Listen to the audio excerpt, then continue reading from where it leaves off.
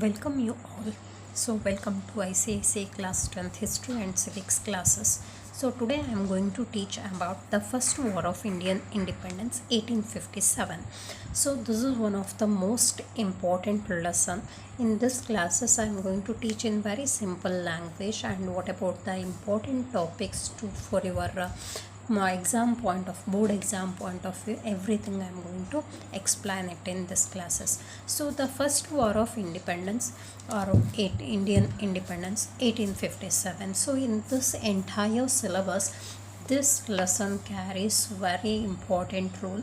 So in the part of that question paper they are covering question for that MCQ main, even short answer question also coming in under the part of this lesson, and even the part of compulsory. One question is compulsory to the main of structure part, means 10 mark question, 2 mark question, and also covering to the part of 1 mark MCQ main here. So this is one of the very important lesson. That's why we can discuss in detail about this first war of Indian independence 1857.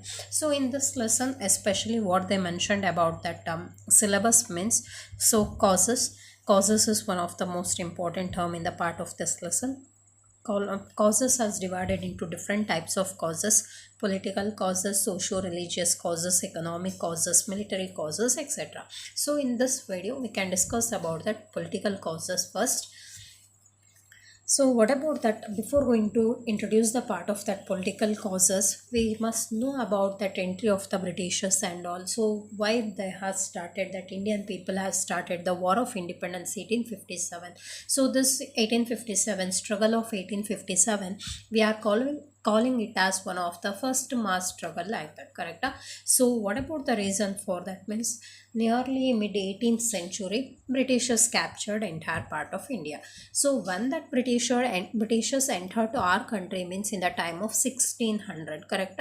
So 1600 means suddenly they did not started the ruling system or the administrative system here. So in the time of that say 1600, just they entered as the traders to our country. Later they established the ruling system.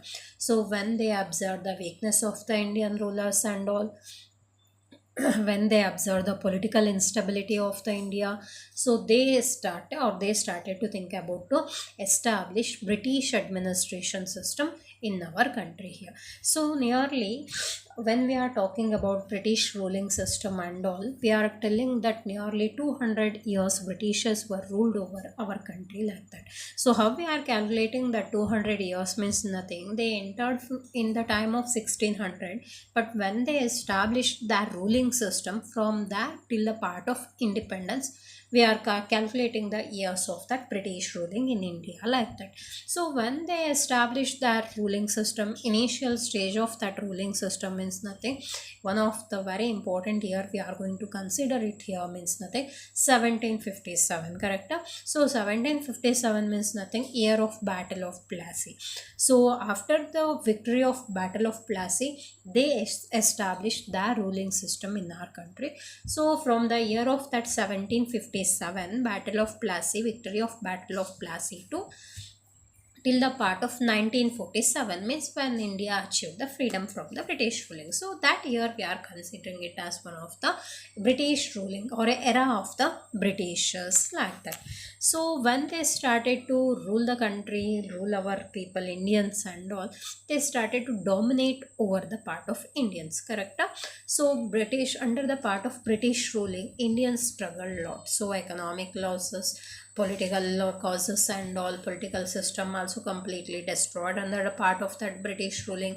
So totally lot of different struggle faced under the part of British ruling and all. So based on that struggle, based on the difficulty faced by the Indians, they started to raise the voice of the struggle against the Britishers. So this was also one of the important struggle raised against the Britishers here. So that only we called it as the first war of Indian independence 1857. So in this lesson different causes are very important. Again and again I am telling you, you should focus on that. So first come to the part of political causes. So what about that political causes? Most commonly political causes means nothing here, causes which are the causes led to the part of that declining or decreasing the Indian administrative powers, correct? So that we are calling it as the political causes, like that. So first one, policy of expansion. Policy of expansion means nothing here. How that the Britishers expanded their ruling system or their annexation of Indian native states and all. So some of the different steps they has taken, they has implemented some of the new policies and all to capture the Indian territories or Indian provinces and all. So that we are calling it as the policy of expansion. So under the part of that policy of expansion, different parts are coming or different terms are coming under the part of that. So first one is by outright wars, correct? So what about the concept of that by outright wars means nothing here. By the part of that announcing different wars on the Indian rulers. So that we are calling it as by outright wars. So which were the wars announced by the Britishers on Indian rulers means very good example, Battle of Plassey. We already discussed that. So next one is Battle of Buxar in the year of that 1764. So that's also another one of the war announced on the Indian rulers. So next one, Anglo-Mysore Wars, correct? So they captured the Mysore provinces and all. Next one, Anglo-Maratha Wars and all, Anglo-Sikh Wars. So lot of different wars fought between the Indian rulers and the Britishers. So by announcing that different wars, they started to capture the Indian territories. So that only we called it as by the part of outright war. So finally that British territories or British ruling system expanded. So next one, by subsidiary alliances, correct? So what about the concept of that subsidiary alliances? So most commonly we know that it has introduced by the part of that Lord Wellesley. See, the subsidiary alliances, who introduced the part of subsidiary alliances, most important topic for your MCQ main. So introduced by Lord Wellesley. So what about the meaning of that term means nothing. Subsidiary alliances was an agreement between the British East India Company and the Indian princely state. So by virtue of which these states lost their sovereignty means nothing. So which were the weak Indian rulers, they were not able to face the Britishers' attacks and all. They must surrender their kingdom to the British administration. So this we called it as subsidiary alliances. So they must surrender to the Britishers and all. When they agree to surrender their provinces or the territories to the Britishers, they must accept some of the rule of the Britishers here. So what about the rules coming under the part of that subsidiary alliances means that the provinces, rulers of Indian provinces, they must accept Britishers as one of the supreme power, like that. So next one, they must surrender that all the foreign affairs and all, means they should not have any other different foreign affairs or different relationship with other different foreign countries and all. So only that relationship must be built with the part of English East India Company and also with the Indian rulers on. So there were no other ways to have the relationship with other different countries and all. So like the same, they must keep one of the British resident in their headquarters, means in the Indian rulers royal court, they must have the British resident and all. So that Indian rulers, those who agreed to the part of subsidiary alliances, correct, they must agree to maintain the British troops by their own. So they must maintain the British troops by their own means nothing here. So that all the expenses of British troops must be paid by the Indian royal treasury. So these are all the circumstances, these are all the rules imposed by the Britishers on the weak Indian rulers. So this term we called it as the subsidiary alliances, like that. So next one, by using the doctrine of lapse, correct? So this is also one of the very important concept for your MCQ. Who introduced doctrine of lapse? So it has introduced by the Dalhousie, Lord Dalhousie. So what about the terms of this doctrine of lapse means? According to this, if an Indian ruler died without a male heir, that kingdom would be lapse or it must be handed over to the Britishers, like that. So on that time, earlier, before the implementation of this doctrine of lapse, actually Indian rulers were allowed to adapt the male heir to royal throne if they didn't have any kind of the male heir or male child means. So after this, when they decided to capture the Indian territories, Lord Dalhousie introduced the doctrine of lapse. So under the part of that, which were the Indian rulers, they didn't have any male heir and all, they should not adapt any other male child for the royal throne. So that territory, that kingdom must be handed over to the Britishers or British East India Company. So that policy we called it as doctrine of lapse. So under the part of this doctrine of lapse, many different region Indian provinces hand over to the part of the Britishers. For example, Satara, Jaipur, Sambalpur, Udaipur, Nagpur, etc. So this we called it as doctrine of lapse. Next one, on the pretext of alleged misrule. So alleged misrule means nothing that Lord Dalhousie, he decided to annex the Awadh provinces. So he decided to capture the Awadh provinces means he declared that Awadh was misgoverned by the Indian rulers. So Awadh provinces required the British rules to the part of proper administration means Awadh was not properly administered by the Indian rulers. That's why that Awadh provinces required the British administration. So indirect meaning of that one. So when he said about that Awadh was not properly ruling by the Indian rulers, he decided to capture the Awadh provinces and all. So when that Awadh was captured by the Lord Dalhousie, that Awadh people, those who lived in the part of Awadh provinces, they suffered lot under the British government, British East India Company's administration system. So they imposed heavy taxes, heavy land revenues on the people. So even that Awadh region, it belongs to the Nawabs and all. So that disrespect shown to some of the different Nawabs and all. So completely that Nawabs were removed from the throne of that royal throne of the Awadh region and all. So this all comes under the part of political causes actually, especially policy of expansion. So under the part of this, the Britishers captured the different parts of country.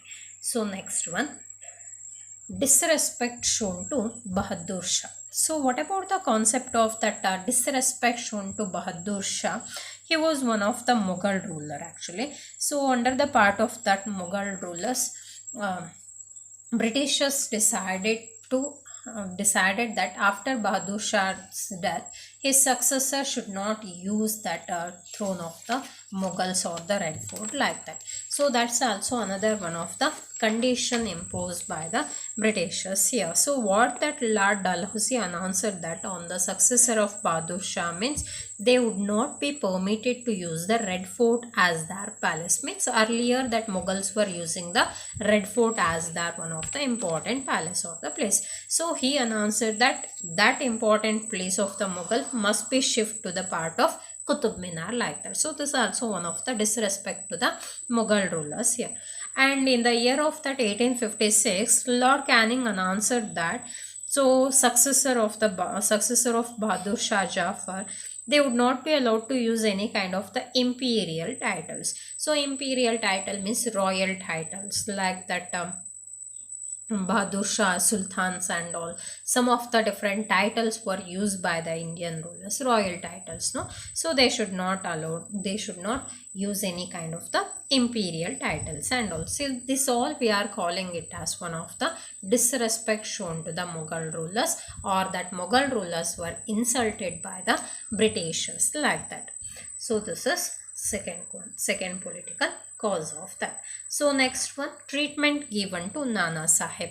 So treatment given to Nana Sahib means nothing. He was one of the adopted son of Peshwa Bajirao II actually. So why that treatment given, which kind of the treatment given to Nana Sahib means he was one of the adopted son most commonly. So under the part of doctrine of lapse, adopted son or adopted child is not having any kind of the rights in the part of the royal throne or royal administration. So he was getting pension amount from the British government or East India Company. So when that Nana Sahib came to the position, Britishers decided to stop the pension amount to the or refused to grant the pension amount to the part of Nana Sahib here. So when that Britishers refused to pay the pension amount, so he completely became against to the part of Britishers. So it also became another one of the important political causes to First War of Indian Independence. So next one, absentee sovereignty. So absentee sovereignty means nothing, ruling, correct? So absentee sovereignty means, what about the concept of that India was being ruled by the British government from England. So when that other different rulers were ruling over India or different provinces of India, they were ruled from that particular region itself. But when that East India Company captured that Indian provinces, so actual ruling system remained in the part of the England region, means they were ruling India from the England itself.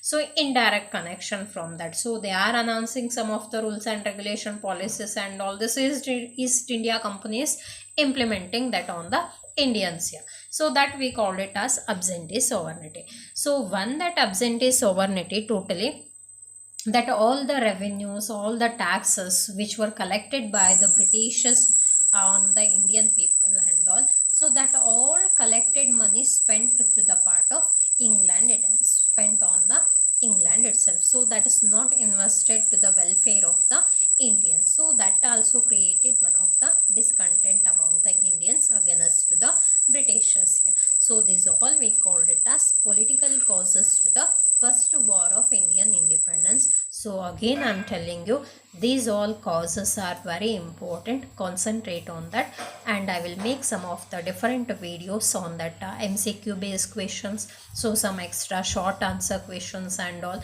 and which are the topics important for the structure part, your 10-mark questions and all. So daily I am going to do the classes. So I request you all to subscribe my channel and share for your friends and all, and please support my channel.